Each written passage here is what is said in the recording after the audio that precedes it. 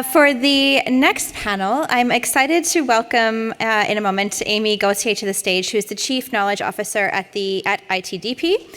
She's going to moderate the session for us. And what we wanted to do with this year's conference, because of the specialness of it, is actually invite many of TUMI's partners to co-host and curate sessions, which is what Amy has done today.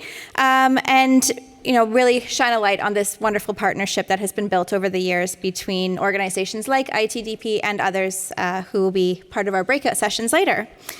So with that, I'm going to welcome Amy to the stage for a session From Car to Care, Shifting the Paradigm of Urban Mobility Through the Lens of Care. Thanks, Amy.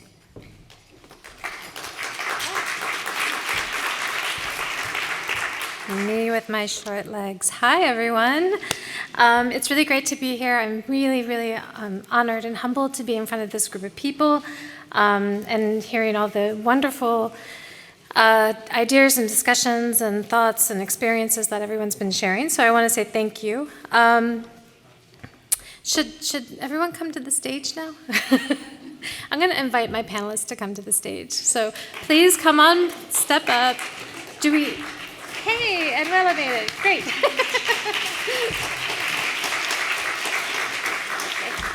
I love them. Anywhere you want. So we have a wonderful panel.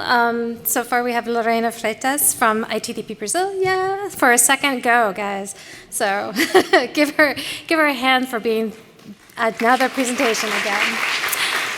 We have the Deputy Mayor Anuela Rustani from the city of Tirana. Very excited that she could join us. We have Supreme, of course we know Supreme, she's great. And then we have Maria Fernanda from Despacio. I don't know if you want to be called Mafe, but Mafe is here, and it's awesome to have her here too. She's from Bogota. So these women have a lot of wonderful things to say, but before we do that, we're going to start by going over the framework for mobility of care. This is From Car to Care, Shifting the Paradigm of Urban Mobility Through the Lens of Care. We're going to talk about the framework, and then we're going to have a discussion. And then we're going to bring the discussion to you all. So we're going to do Mentimeter, so get your phones and your computers ready. We want to hear from you. We want you to be part of the conversation. So the framework for mobility of care. Great. It's a term that was developed by Inés Sanchez de Madariaga. And it was really about recognizing, making visible, and counting the travel associated with care and home-related tasks needed for the reproduction of life, the social reproductive work. But currently what we see is that our transport systems do not plan for that. They center the relatively young, non-disabled commuter male. And really what that means is that it fails everyone else. So just as care work is often invisible and not recognized, neither are care trips in our transportation planning system. And for me, it wasn't really until we started working with the Bernard Van Leer Foundation on access for caregivers, babies, and toddlers that I really connected, actually, transportation to feminism. And it was really, as Kalpana said this morning, feminism is much more than just inclusion. It's actually about structural change, and that's what we need for the transportation systems. And that begins by recognizing care labor, but care trips, the trips associated with the care work that we do, that keep this vital social reproductive work that undergirds our economic production. This work needs to be valued, cared for, recognized, planned for. So. This morning, someone asked, how can feminist development policy move from theory to practice? Mobility of care is a lens from which to do that. And it's partly because care trips, as has been mentioned, make up so much of the normal trips that we do. I think Robin mentioned that only 20% of trips are commuting trips. That's a large amount of trips that we're not planning for. And care work is highly gendered. So 70% of all caregiving activities are done by women and girls. And most of them are using public transport or walking to make those trips. Some cycling, but it's very small. It's a gender imbalance there too. But they're usually doing it under duress, under stress, and modes that are failing them. And it's partly because the characteristics of mobility are so different. So when you talk about the mobility of care, you start with, are you traveling with dependents? Are you traveling with family members? Are you traveling with babies and toddlers? If you are, you're probably traveling with goods. If so, you're usually walking or moving more slowly, more encumbered. It's harder for you to be nimble, to navigate overcrowded situations. You will tend to stop more frequently if you're traveling with people. You will take shorter trips more often. You will be traveling in off-peak times to non-commercial destinations. You're not necessarily going to work, you're going to a doctor's office. And then you do have the care-specific destinations, health clinics, schools, childcare, groceries, pharmacies, all of these different areas.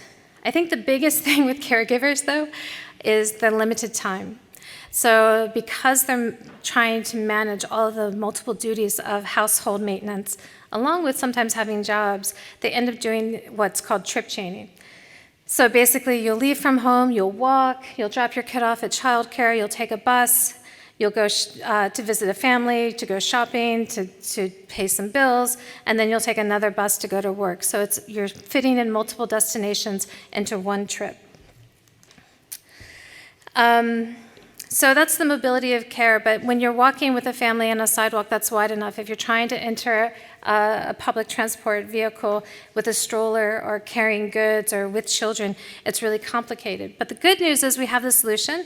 This is kind of a summary of that, which is, first you need to have the basics, which are utilities. And we don't think about this as transportation, but it is a huge part of access, and it's a huge part of the foundations for mobility.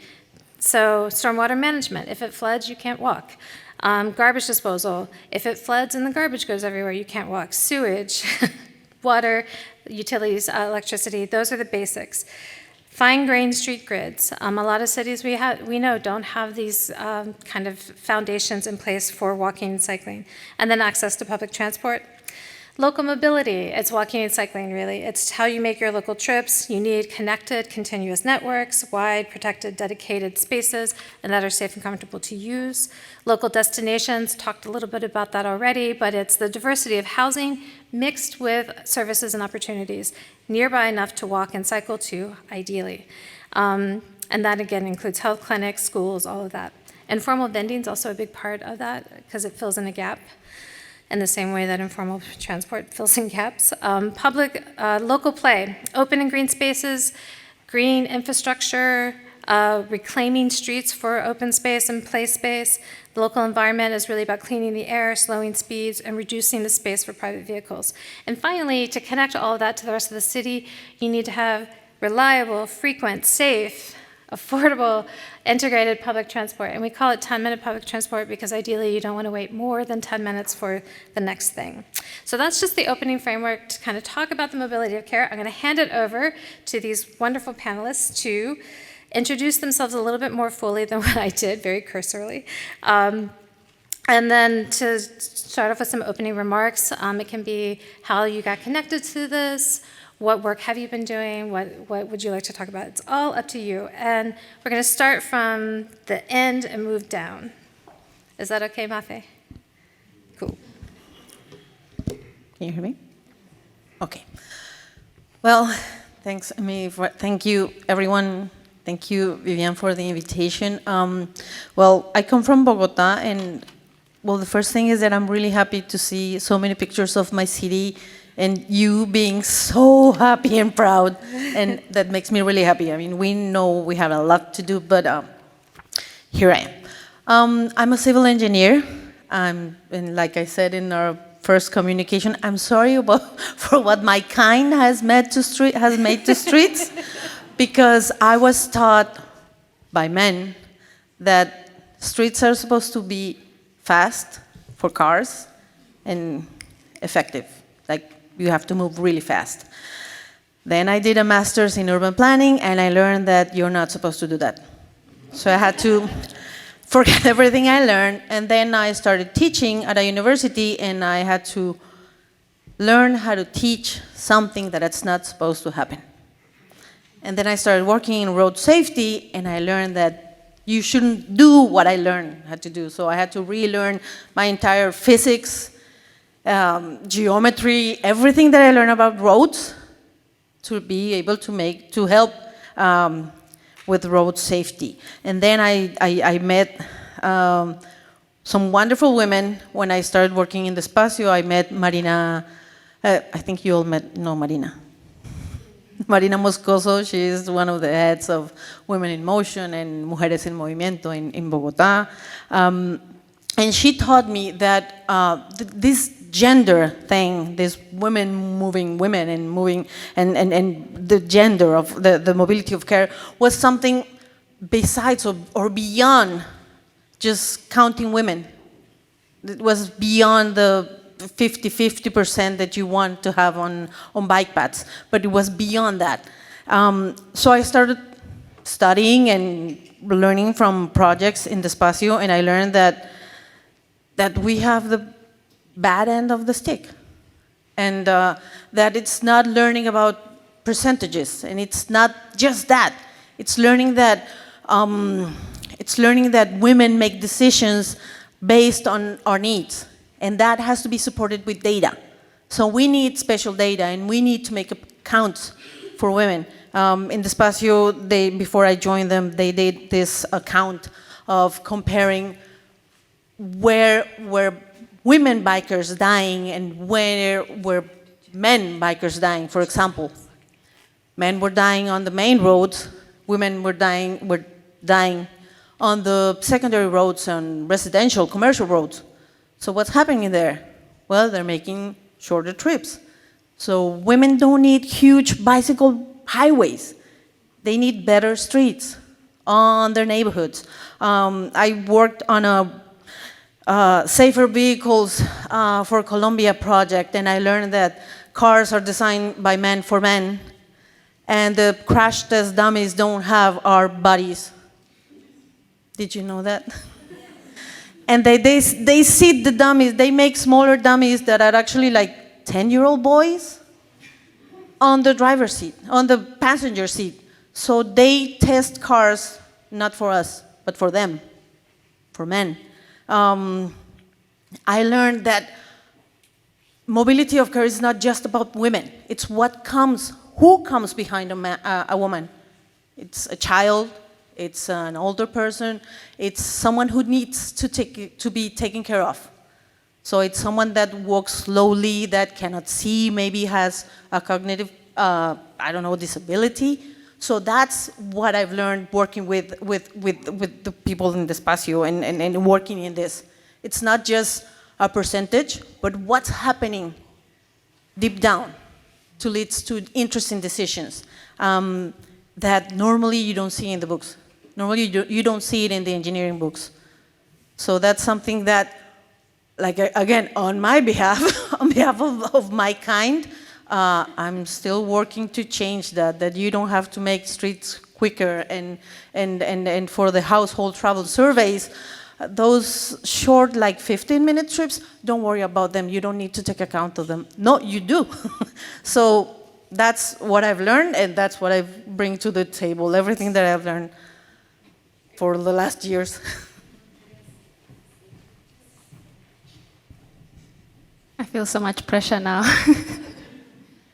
So when I was asked to speak on this topic of mobility of care, I tried to find a way of describing what it means to me. So I am a woman, I live in Africa, I live in Nairobi, and I interact with a lot of women who have different experiences from me. There are a lot of African women who are burdened by the responsibility of being caregivers. And in Africa, I don't know about what happens in Germany, but you care for the child, but you care for your husband and everybody else in the household. So a typical household in Africa would operate like this. They say a man, a woman, and 3 children. The woman would wake up at 4 in the morning to warm water for the family. That is inclusive of the husband who's still sleeping. And then the woman would make breakfast, wake the kids up. The husband is still sleeping, and bathe the kids, get their kids ready for school, make breakfast, make sure the kids are having breakfast, then wake the husband up so that the husband can have breakfast. After the husband has breakfast, he goes to shower with the water that the woman had warmed, And then the kids also get, ready for school. Then the husband gets ready for work with the clothes that the woman has to iron so that he can be presentable to go to work. And then after everybody else is ready, the woman would now go to, shower and eat breakfast, probably eat while taking the kids to school. And everybody would leave the house. The husband would go straight to work. The woman would have to walk the kids to school or to the bus stop and ensure the kids are in the bus stop. The husband does whatever he needs to do at work. The woman, during the day, has to go to the market to buy food. So in between all that, by the time the woman gets back home, she has to do the same thing. And when I was working with the ITDP a few years ago, we did this study for Kisumu, and we developed the Kisumu Mobility Plan. When we were working on that plan, I came to understand that there are so many trips, so many things that women do during the day that are not accounted for. And it made me feel sad because those trips are important, and those are the trips that ensure the household is running. So when I was asked to speak on this topic, I felt like, for me, mobility is not just movement from point A to point B, but is a whole system, a system that allows someone to travel with dignity, with comfort, without fear. And most of the times we find that our transport systems do not allow for that. So for example, this woman who's taking her kids to school, without a footpath or a sidewalk, they will have to either take a longer route or find a motorcycle or some other means to ensure that the kids get to school. But if we provided infrastructure that would allow this person to take their kids to school in the most efficient, most comfortable, and in a dignified way, they would not struggle so much. Another example I have, when I was pregnant with my first child, I was very intentional about cycling. I cycled until I was 8 months pregnant, and everybody thought I was crazy. And when I was doing that, and I do not recommend anyone doing it, I'm crazy. But when I was doing that, a lot of people thought I was crazy. But I remember there's a prime minister in New Zealand who rode herself to the maternity room, and I was inspired. I needed to take myself there, but she beat me to it. But as I was doing that, I realized that there's a lot of things that have been presented to us as women that ensure we cannot do this. We don't have bike lanes. If we had bike lanes, I would have cycled to the maternity ward, but I couldn't because the roads just became a little unsafe. But there are so many things that we don't consider when we are designing our roads that we could easily change. A speed bump doesn't have to be so, it can be designed better. Our sidewalks could be designed better. And I think as professionals in this field, when we start humanizing the transport system and picturing ourselves being the users of that system, it changes things. When we are in our offices and we design, let's say, a highway in the middle of a neighborhood, we forget that we, at some point, are going to grow old. We will be walking with strollers and the sticks, And we forget that we will need the sidewalks. We will be the vulnerable road users at some point. And I always say this, every one of us here is one car crash away to being a vulnerable road user. So when we are doing these things, we have to remember we could be the ones in need of that service that we are not presenting to people. So in summary, to me, mobility of care is a transport system that dignifies everybody's movement.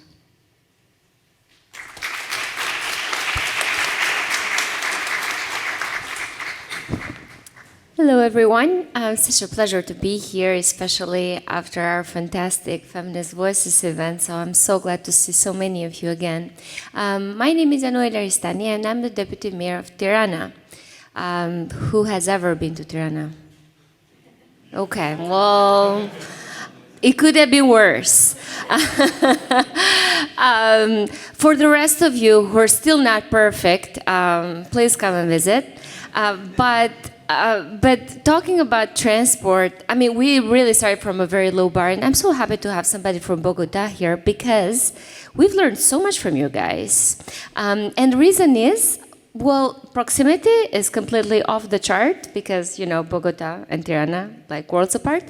But because we came from similar low thresholds, and we kind of leapfrogged, right? So we learned that highways in the middle of a city are terrible ideas. We learned that heavy infrastructure in the middle of an urban area is a terrible idea. We learned that cities are not just for, you know, the average active working guy, because it's a whole world. I mean, it's a whole family, it's a whole society involved there.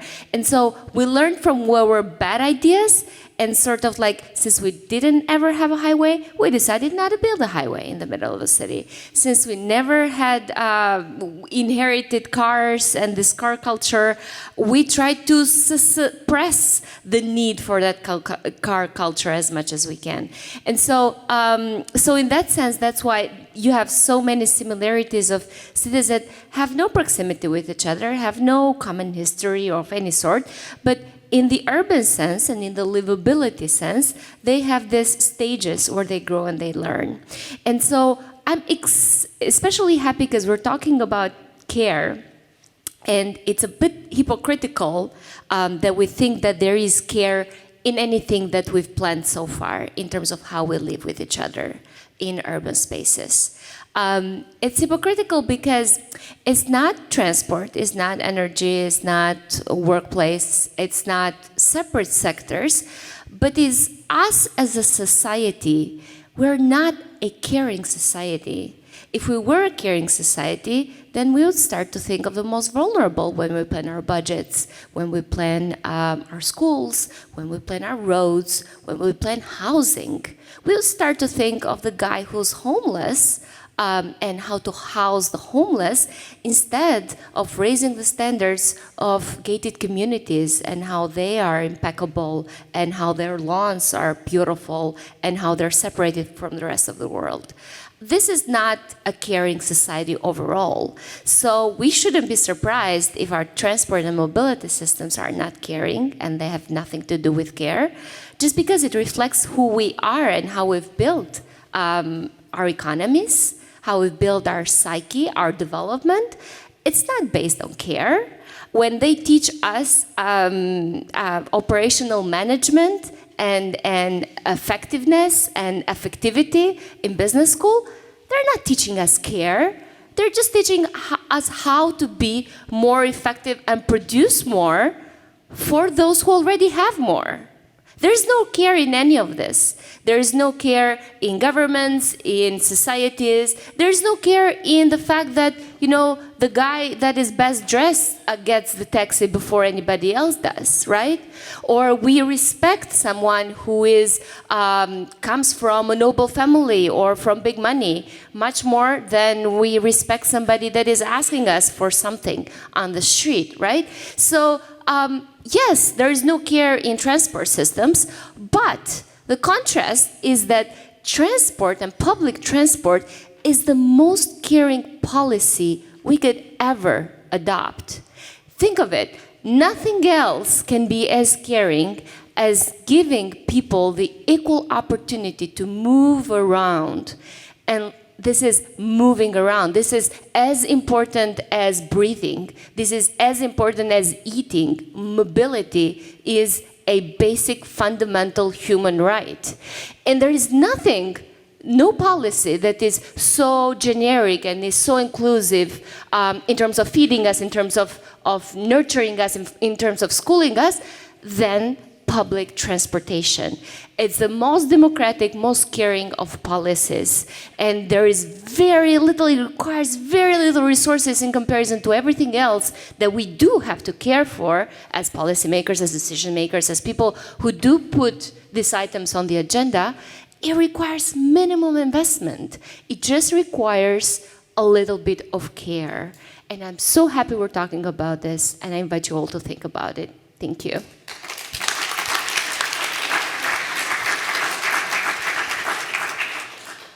Hi again. Well, it's so nice listening all these amazing women because I'm listening to you and thinking about Brazilian reality, and many things are so normal, I think, around the world, right? I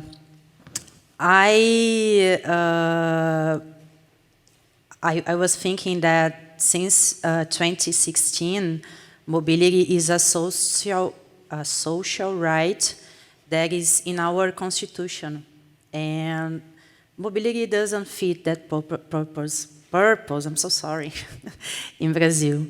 So when we discuss the mobility of care in Brazil, I think we should also try to put the intersectionality glasses to discuss this, because we have this difference between men and women, of course we have, but when we start to think about the reality of Black women, the challenges are huge.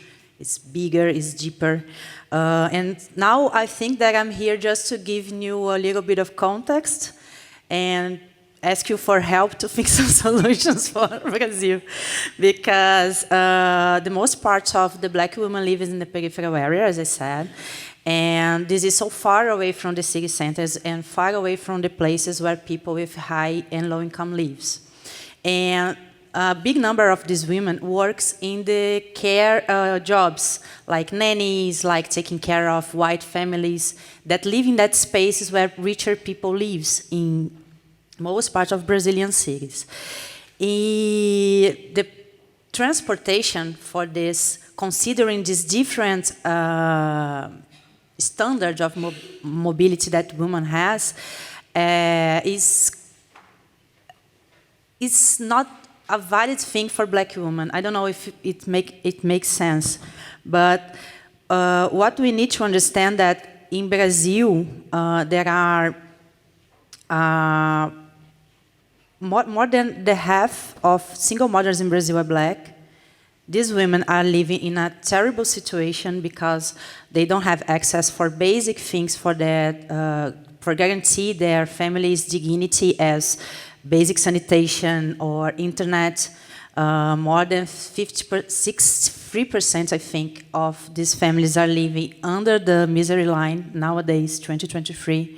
So thinking about the mobility of care for this woman, for me, is a challenge, because what we see happen every day is that all these women need to quit their jobs to take care of their kids, or they take their kids with them. And sometimes this can be a horrible idea, because if this kid is a girl, she will probably start to working with their mommies. And a few years ago happened a horrible situation in Pernambuco, I think. It's a city in the northwest of the country. And a mommy was working in a house, cleaning the house, and she was with her son, and the boss of this woman let the kid play in the elevator, and the kid fell from the building, and he died. So there are a lack of assistance for this woman that it's even difficult to explain this, to put this in words, because they don't have transportation, they don't have social assistance to stay with their kids while they are working, and they don't have even some work rights. So for me, discuss the mobility of care, thinking about Black women in Brazil is a very difficult conversation for me. But I think this is also so important. So that's one of the things that makes me feel very, very proud of being working on ITDP, is that now we are pushing ourselves to always thinking about mobility, considering gender and race as a cross-cutting subject. We made one last year, I think, We carried out work with the city of São Paulo, discussing how to include women, and especially Black women, in the bus systems. And we still don't have this published yet, but I feel very glad because I'm being part of this, because I think this can really change things in our cities, So.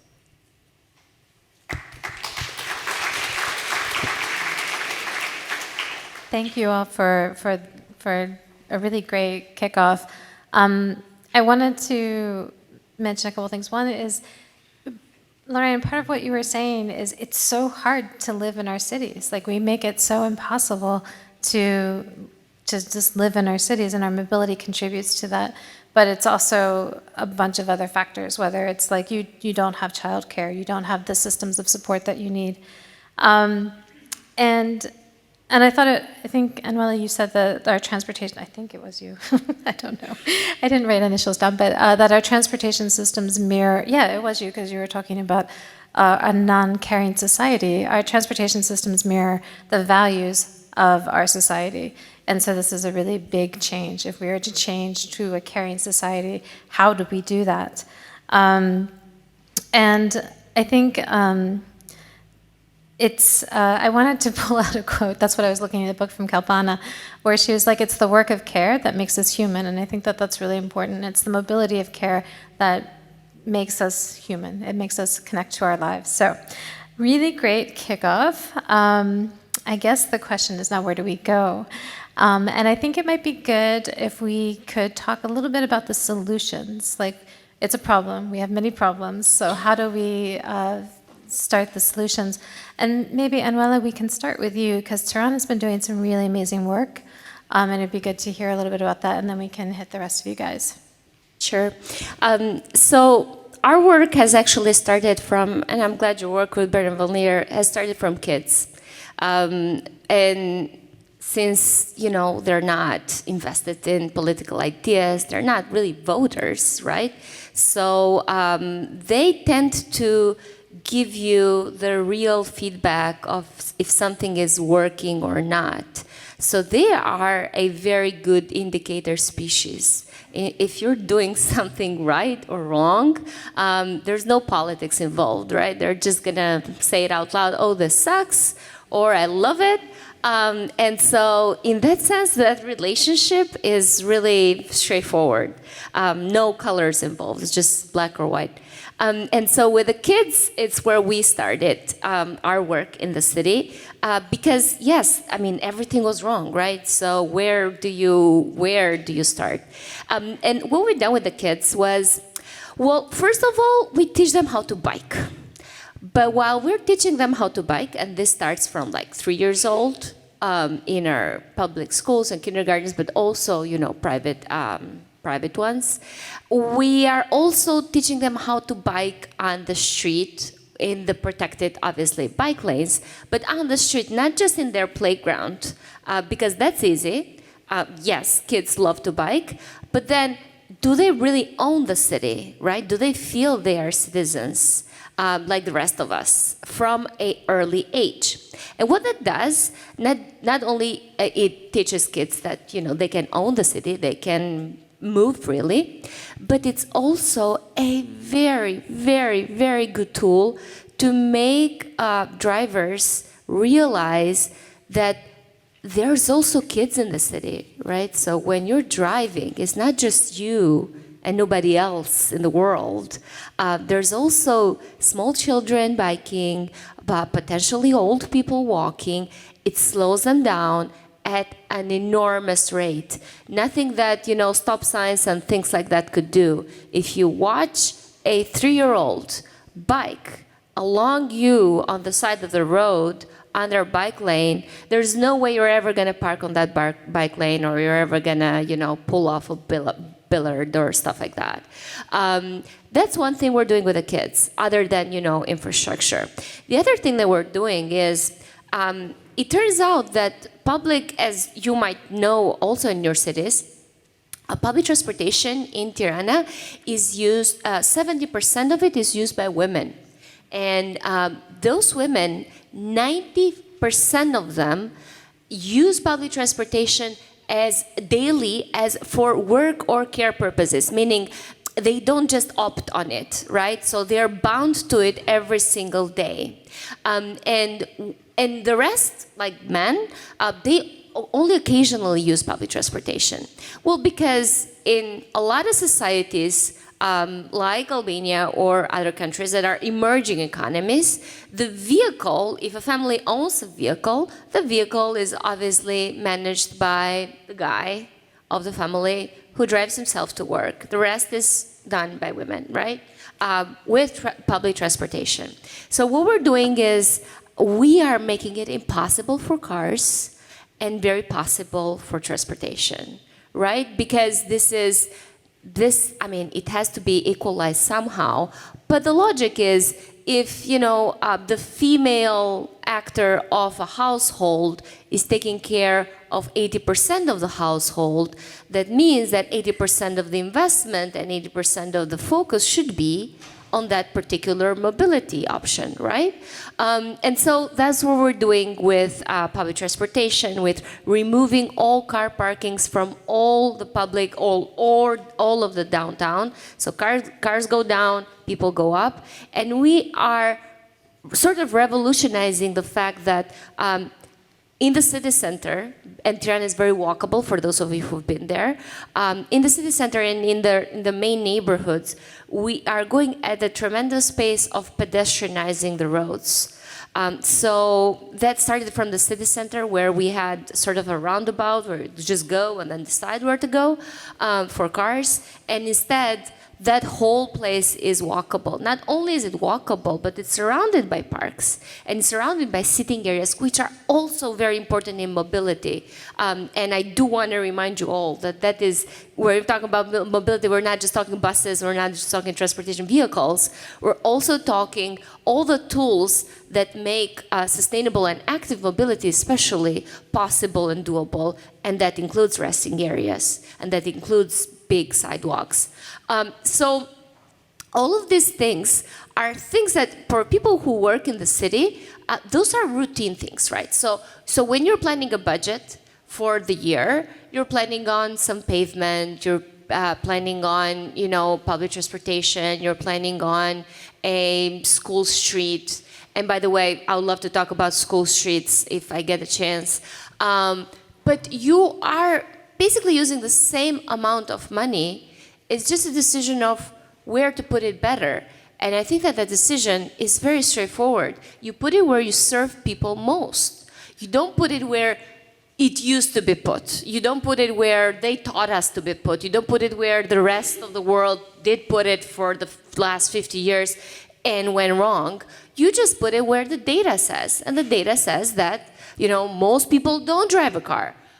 Out of those people, most of them would not even consider driving the car in the near future. And they're walking and they're biking and they're going to school with public transportation. So then you do divide your budget like that proportionally. You do divide the street like that proportionally. For any new infrastructure, if you have 100 meters of wide street, 70% of that should go to bikes and pedestrians, and only 30% should go to vehicles, if 30% is the amount of people who are actually driving. And if we think like that and you plan like that, it can be really straightforward. I mean, this is not rocket science. But what we've done before was, let's just take care of the cars of this 30% first, and then see if there's any space left for the rest. And I think that for any city, it doesn't matter what stage of development you are, I think that logic should sit when we do planning and when we do budgeting and when we do fund allocation and when we do design and when we work with these things. Because, you know, you're obviously practitioners or advocates, or you are involved in this industry. And as in any industry, you put your money where your mouth is, right? And the mouth is really huge and is just opening up and screaming and saying, this is where you should put it.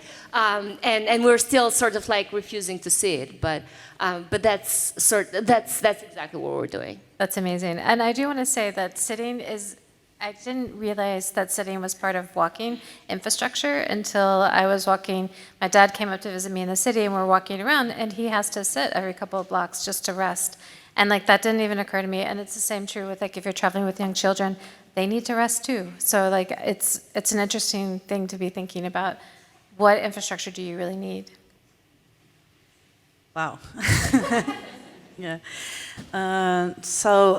Thinking a little bit about solutions, I think that in Brazil we have two good practices, nothing like that, but a few years ago, the city of Recife created a secretariat to help women, designed for especially women and kids in mobility, in the mobility sector.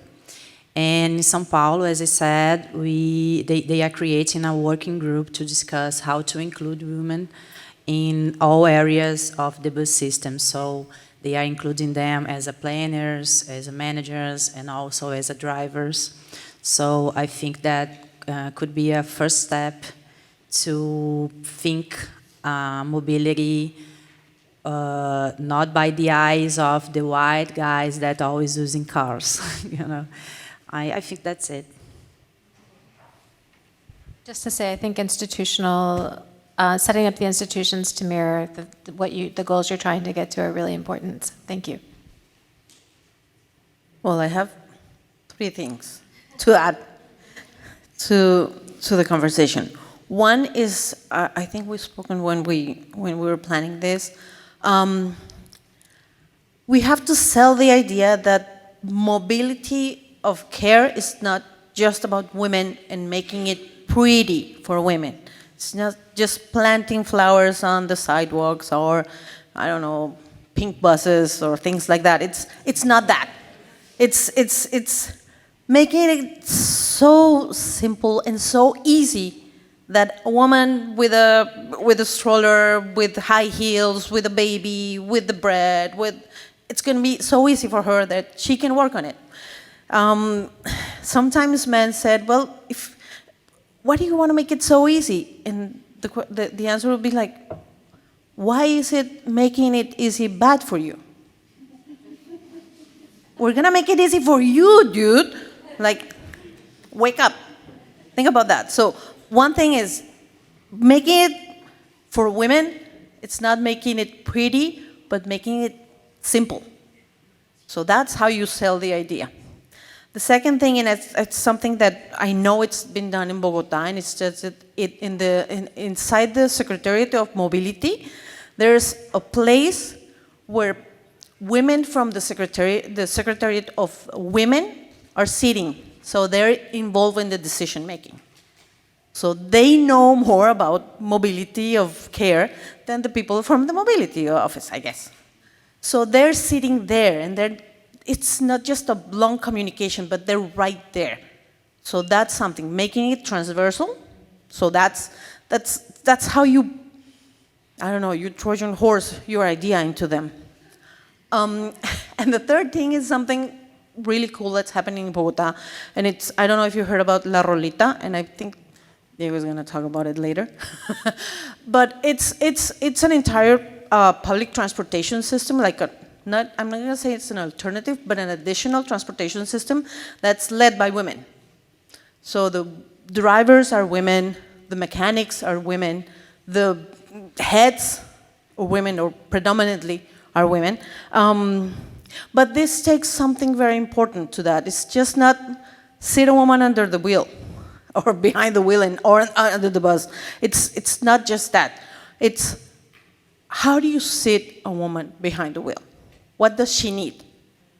And this is something that we work in Despacio, and is for a woman to be sit behind the wheel or being a mechanic, a lot has to happen.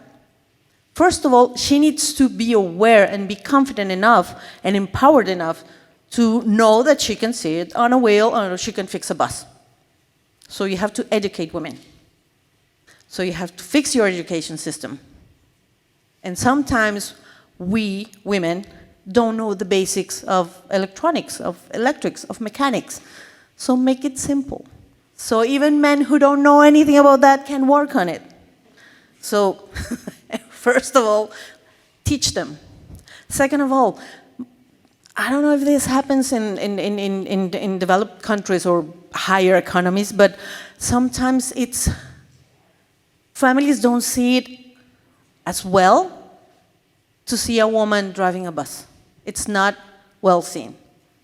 You're now becoming a man, you're not my daughter anymore, and that's something that we've heard in interviews, that women are driving buses despite their parents saying, you're not my daughter anymore, I don't like you, you're not a part of this family.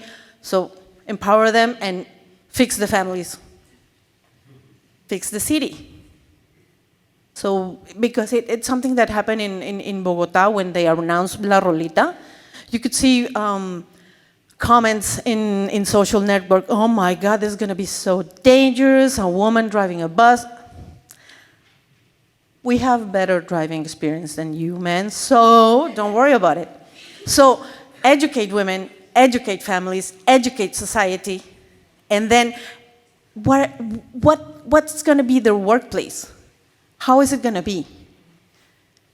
Is it gonna be a safe environment? Is it gonna be a friendly environment? If they become mechanics, is it gonna be good for them? Can they be able to change maybe into their uniforms without being, I don't know, scared? Are they gonna be in a good environment without seeing, I don't know, a lady in a bikini in a calendar? So that's something that you need to do. So I think those are my 3 points, like make it simple, make it simple, make gender transversal to all the decision making, and third, fix the job opportunities. Educate women, educate families, educate society, and make the workplace a nice place for women.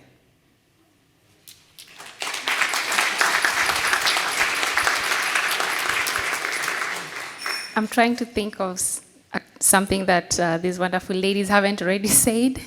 I remember there's a time I was having a conversation with someone from the financial sector, and we were discussing why there's very little financing that goes to walking and cycling infrastructure.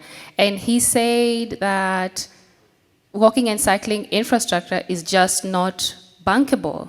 And I was like, what do you mean it's not bankable? And he said, there's just not enough data. And I said, okay, fine. We understand there's not enough data, but what do you mean it's not bankable? Is walking and cycling infrastructure not worthy of your money? And it got me thinking, how do we make this really important infrastructure attractive enough to these financial institutions to want to put money into this, into the infrastructure?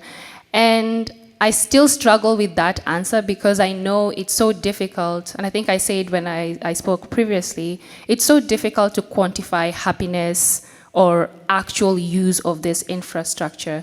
So maybe we need to have a different yardstick that we are using to justify where we are putting money. It doesn't have to be the size of the road. It doesn't have to be how much, how many cars use the road or how many people walk. It could be as simple as what Ariella has said. Just look at how people interact with this space and then figure it out. Ask people, interact with people, and you will have your answer. But it's still something that I know a lot of these financial institutions will probably not use, but I'm hoping, we could find answers for them so that when they are sitting down to figure out where to put money, they would say, X number of people walked here smiling. So, what else? Oh, I was also thinking of a potential solution for a lot of us who want to have better infrastructure and are still stuck with the same thing. And it could be as simple as reviewing the current policies that we have and sitting down and reading it and dissecting it and trying to see, is it working, is it not working? and working with the community, working with experts, working with the students to develop something better, because we are trying to fix a system that is so ingrained in doing things a certain way, but we still want to work with the same policies that are there. And then I also thought about the school system. You're still guilty in our eyes, engineer. But I'm going to forgive her. So our school system is still, in many cases, the same. A lot of us still have the same, way that we are being taught to design streets.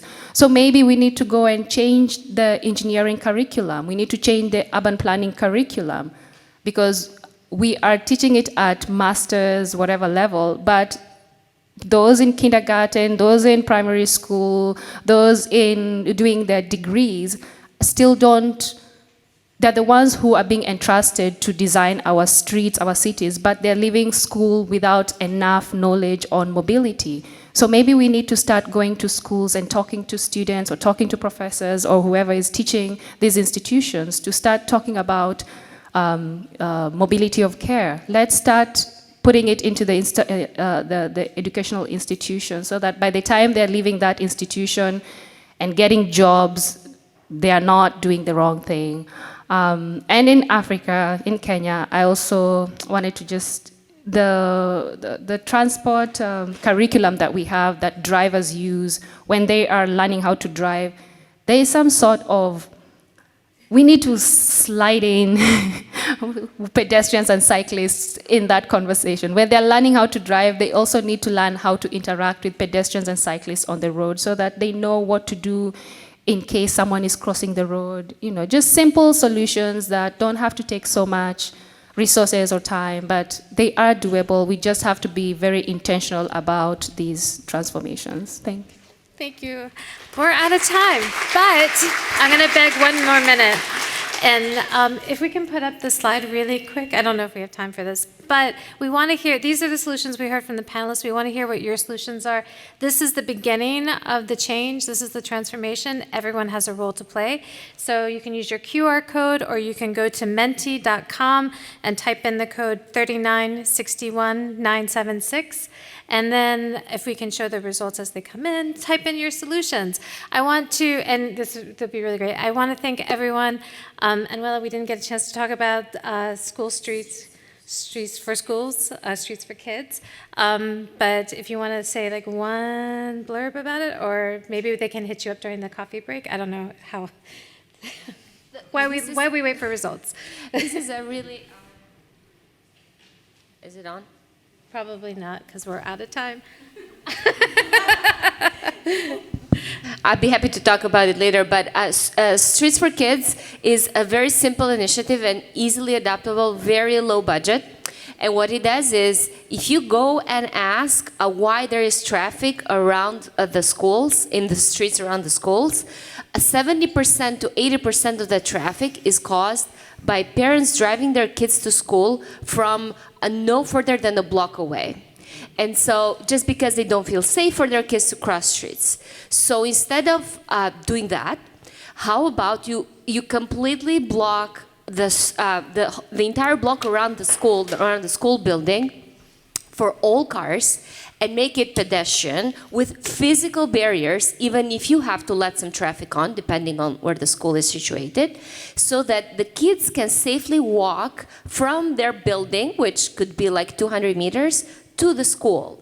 And it completely reduces the traffic around the school, but it also, one of the amazing things it does is that you basically create an urban playground for after-school hours, because schools are prime real estate locations that get no use after hours, and for those kids who live in the proximity of the school, which is most kids, those are spaces where they can actually play after they get done with school. And we have done this we tested it in our first school. It took us a year to do it. And now we're doing it basically every month. We have a new school that is doing streets for kids.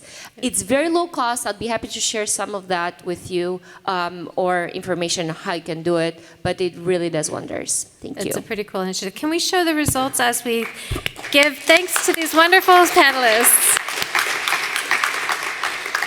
So bring the right people to the decision-making table. You all can get up and start moving around. I'm just going to yell out these things. Okay, Melissa. Oh, Melissa has to say stuff. I'm sorry. Please come up. Good catch. Yeah, all good. Thank you, Amy. Thank you, panelists. That was a really great and insightful discussion. I really appreciated it, and I'm sure everyone here did. So